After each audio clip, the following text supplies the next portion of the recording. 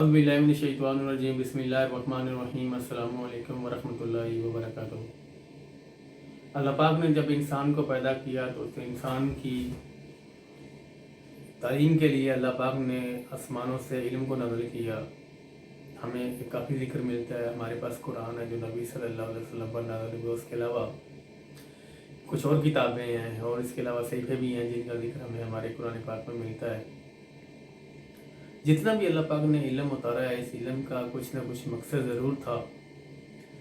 और है। जो अक्सरियत में जो है ना, पहली उम्मतों ने भी वही गलती की है और जो मौजूदा उम्मत है नबी सल्लल्लाहु अलैहि वसल्लम की, इस उम्मत ने भी यही गलती की है कि इस इल्म को वो मकाम नहीं दिया। इन लोगों ने, इस उम्मत ने, जो भी उम्मत है, चाहे वो बनी इसराइल थी या पहले कोई भी उम्मत थी, चाहे ईसा अलैहिस्सलाम की थी या मूसा अलैहिस्सलाम की कोई भी उम्मत थी, उन्होंने अल्लाह का जो इल्म उतारा गया था, अल्लाह का इल्म जो नाज़िल किया था अंबिया अलैहिस्सलाम पर, उनकी वो कदर नहीं की जो करनी चाहिए थी। इसी तरह ये जो आखिरी उम्मत है नबी सल्लल्लाहु अलैहि वसल्लम की उम्मत, इसी उम्मत ने भी इस इल्म जो अल्लाह पाक ने दिया है, जो नबी सल्लल्लाहु अलैहि वसल्लम पर नाज़िल किया है, इसको जो मकाम देना चाहिए था हमने वो नहीं दिया। क्योंकि ये जो इल्म है इसका कुछ ना कुछ मकसद ज़रूर है, क्योंकि अल्लाह पाक ने ऐसे ही नहीं नाज़िल कर दिया। इतनी बड़ी किताब है, ये जो इतनी बड़ी किताब है, इसका कुछ ना कुछ तो मकसद ज़रूर है। क्योंकि इसमें सिर्फ इतनी बड़ी किताब में सिर्फ ये मकसद नहीं है कि हमने नमाज़ पढ़नी है या हमने रोज़ा रखना है, क्योंकि इतनी बड़ी किताब में तो बहुत ज़्यादा अहकामात हैं और इन अहकामात में सिर्फ हमने महदूद कर रखा है इस इल्म को नमाज और रोज़े तक, या फिर चंद और ऐसे मामलात हैं उनमें इसको, जैसे हमें हमारा कोई अपना फौत हो गया तो उसके लिए हम इसके फातिहा खानी वगैरह करवा लेते हैं। इसके अलावा हमारे पास जो है ना, इसके अलावा हम इस किताब का, इस कुरान के अलावा इस कुरान का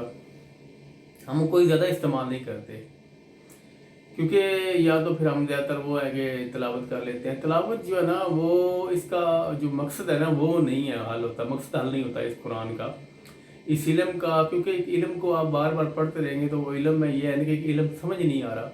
उस इल्म में क्या इजाफा होगा, मुझे इस बिल्कुल समझ नहीं आ रही। क्योंकि इसका कुछ ना कुछ मकसद है, उस मकसद के तहत इसको नाज़िल किया गया है, इस उम्मत को दिया गया है। क्योंकि जब तक मकसद हल नहीं होगा हम इस इल्म से फ़ायदा नहीं उठा सकेंगे। क्योंकि इस इल्म का जो मकसद हमने बनाया है ना, वो सिर्फ ये है कि हम इसको बार बार, अक्सर लोग हैं, हमने इसको बार बार जो है इसका मुताला करते हैं, लेकिन ये है ना हमारी ज़बान नहीं आई और हमें समझ बिल्कुल नहीं आती कि ये हमें कुरान क्या रहा है, ये इल्म जो अल्लाह का इल्म है ये हमें क्या कह रहा है। यहाँ ये है कि हम इसका इज़्ज़त एहतराम बहुत करते हैं, या हमने गिलाफ लपेट कर रख दिया, ये हम इसका ये है कि इसका ये ख्याल करते हैं, ये इज़्ज़त करते हैं, हम इसका एहतराम करते हैं। जो एहतराम है ना वो है इस किताब को समझना, अल्लाह के इस इल्म को समझना कि अल्लाह पाक ने इस इल्म में नाज़िल क्या किया है और इस अल्लाह पाक का नाज़िल करने का मकसद क्या है। क्योंकि ये जो अल्लाह का इल्म है, अगर इसको हम समझेंगे तो अल्लाह पाक की जो पहचान है ना, जो अल्लाह पाक की मार्फत है, वो हमें नसीब होगी और अल्लाह पाक का जो असल मकाम है वो हमको पता चल जाएगा कि अल्लाह पाक का असल मकाम है क्या। और दूसरा ये है कि इंसान जो है ना, उसका अपना मकाम पता चल जाएगा इंसान को कि अल्लाह पाक ने उसको किस मकाम, किस मकसद के लिए जो है ना उसको पैदा किया और उसका मकाम क्या है। क्योंकि इस इल्म का भी कोई मकसद है और इंसान के पैदा करने का भी कोई मकसद है। तो इसी वजह से ये है ना, ये हमें जो कुरान मिला है, जो अल्लाह पाक का इल्म मिला है, इसका हम बहुत ज़्यादा एहतराम करते हैं, इसमें कोई शक नहीं है। हम इसमें गिलाफ में लपेट कर रख देते हैं और चूमते बहुत ज़्यादा हैं।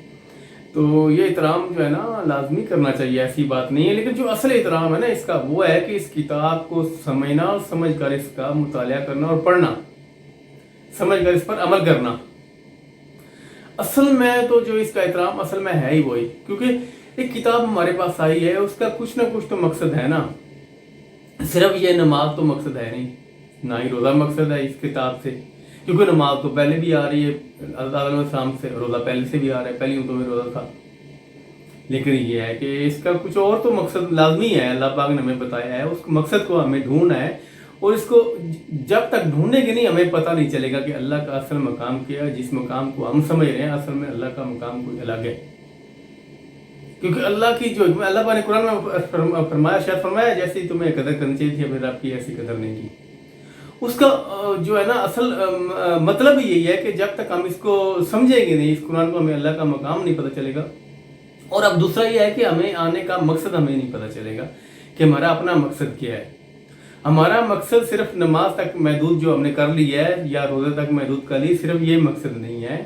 پوری انسان کی زندگی ہے۔ اور زندگی کے علاوہ جو ہے نا یہ علم ہے، یہ علم جب تک عمل نہیں کریں گے ہم اس پر، عمل تب ہوگا جب ہم اس علم کو سمجھیں گے، کیونکہ جو ہے نا اصل میں یہ جو علم ہے نا یہ اصل میں عمل کے لیے آیا ہے۔ یہ صرف گھروں میں قید کرنے کے لیے یا گھروں میں الماریوں میں رکھنے کے لیے نہیں آیا یہ علم۔ اس کو سمجھ کر اس پر عمل کیسے کرنا ہے یہ ہمیں نبی صلی اللہ علیہ وسلم نے بھی بتایا ہے کہ آپ نے اس کتاب کا کیسے استعمال کرنا ہے، اس پر عمل کیسے کرنا ہے۔ یہ نبی صلی اللہ علیہ وسلم نے اپنی زندگی سے ہمیں بتا کر گئے ہیں، وہ نبی صلی اللہ علیہ وسلم، کیونکہ اس رب کا کوئی نہ کوئی تو مقصد ہے نا ہمارے لیے کہ اس امت کو یہ قرآن دیا ہے، اور قرآن میں یہ اتنے زیادہ احکامات ہیں انسانی زندگی کے بارے میں اور اس کائنات کے بارے میں علم ہے جو ہمیں بالکل ہی پتہ نہیں ہے، اور نہ ہم جانتے ہیں اور نہ ہم سمجھ۔ اللہ پاک کہتے ہیں کہ آپ اس کو مطالعہ کریں گے، آپ کو حکمت ملے گی، آپ کو معرفت ملے گی، لیکن یہ ہے کہ ہمیں حکمت سے بھی دور ہیں اور معرفت سے بھی دور ہیں۔ ہمیں صرف یہ ہے کہ وہ اسی حد تک ہم اس کا مطالعہ کرتے ہیں کہ ہم نے نماز پڑھ لی اور ہم نے روزہ رکھ لیا، یا بس یہ ہے کہ ہم نے تھوڑی سی تلاوت کر لی۔ اصل تلاوت کا مقصد جو ہے نا، بے شک آپ ایک آیت پڑھ لیں، دن میں پڑھ لیں، ایک آیت پڑھ لیں، لیکن اس کو سمجھ کر پڑھ لیں، خدا کے لیے اس کو سمجھ کر پڑھ لیں۔ اس کا مقصد کیا، کس مقصد کے لیے یہ آیا ہے؟ صرف اس کو محدود نہ کریں کہ یہ ہے کہ جو ہے نا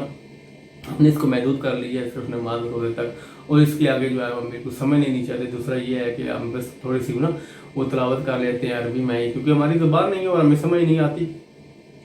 تو جب تک جو ہے نا یہ ہمیں سمجھ نہیں آئے گا ہم کچھ بھی نہیں کر سکیں گے، نہ ہم اس علم سے فائدہ اٹھا سکیں گے اور نہ ہم کچھ خود اپنے لیے بہتر کر سکیں گے